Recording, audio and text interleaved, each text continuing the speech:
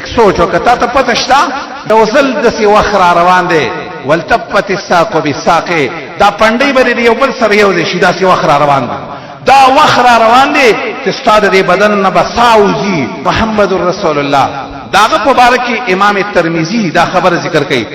چې د محمد رسول الله طریقه دا حدیث یې راوړی چې محمد رسول الله دائم الفکر متواصل الاحزان د الله نبی به همیشه لپاره په سوچ او فکر کې و پریشانه به همیشه لپاره په دنیا باندې نو پریشانه چې ګنې زما کټې نه او زما پټې نه او زما کور نشته د الله نبی به همیشه لپاره دې خبره سوچ کاو چې زما رب به خوشاله وي که زما رب به خپي همیشه لپاره دې به فکر او دای امت تم ترغیب ورکړو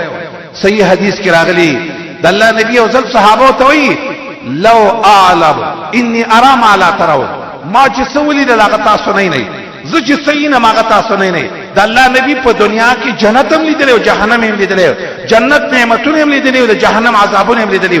او بیا صحابه ته وی زما صحابه اسمان چغار کوي حق د چې اسمان چغارو کی ولی په اسمان کې د سلور غوتو ځای نشتا مگر هر یو ځای کې ملائک رب العالمین ته په سجده پراته دي به صحابه ته وی زما صحابه لو تعلمون ما اعلم لضحكتم قليلا ولبكيتم كثيرا زما صحابه زما په علم کې چې کومه خبرې کړه تاسو په علم کې تاسو به جړا زیاته کوله خندا به کم کوله تاسو به خپل خزونه په بسترو باندې خپل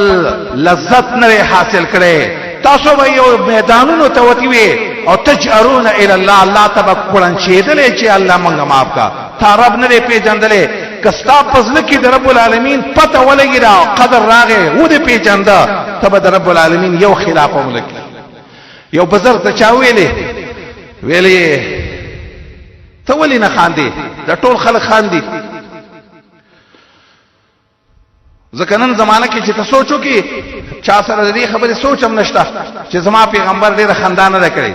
زمنګ مور عائشه فرمایي رضی الله تعالی ما د الله نبی په ټول عمر کې چرته په ډکه خله خندېدل نه دی لیدل که زیات نه زیات خبره براله زیات نه زیات مسکه بشو خو خندا په ډکه خله زمنګ پیغمبر چرته نه کوي نو دی عالم ته چا ویل دی بزرګ عالم ته ولی ته نه خاندې تغوته او شعر ویل ډېر عجیب شعر دا خبره ولی څنګه وخاندو سرنګ تا ته پته شتا وكيف تنام العين وهي قريرة ولم تدري في أي المحلين تنزل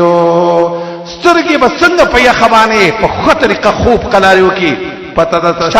چې په کوم ځای کې بسملې جهنم کې بسملې کو په جنت کې دې فیصله ده نه معلومه تا ته دې معلومات نشته څنګه سترګي یخيږي سرنګي د خوب درځي تا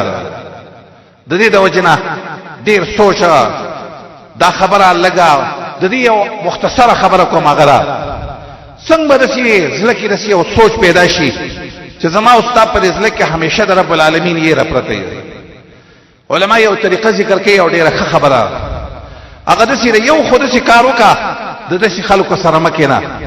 چې د کوم خلکو د رب العالمین نه یې نه د دې خلکو سره مکینا عمر ابن الخطاب ویلي لا تصاحب الفجار لتعلموا من فجورها د ګناګارو سره مکینه تمام داغونه ګناي زکه دا خبر یا سال او دا به ویلي واعتزل عدوک د دشمن نرم پډړه او دا به ویلي واحذر صديقك الا الامين دا دوست نمزانو ساته چې امانت پکې نه امانتدار دوستي هغه نه خیر داغه سره به ویلي امین دوست پیژني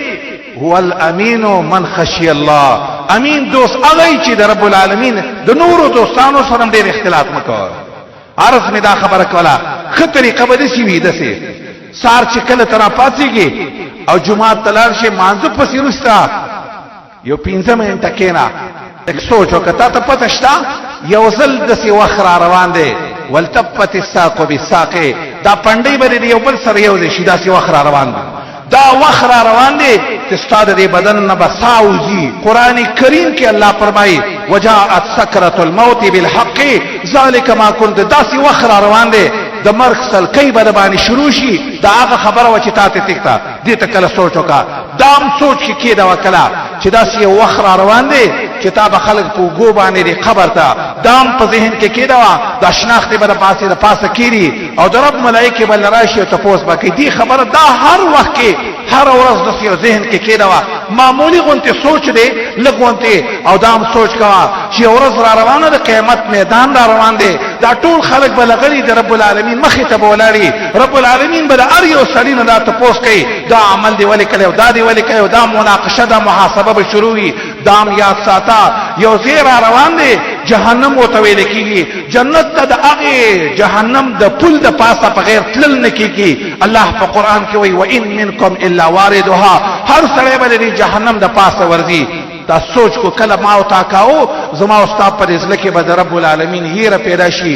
د دې د وجنه منګه بم دا دعا کو اللهم اقسم لنا من خشيتك ما يحول به بيننا وبين معاصيك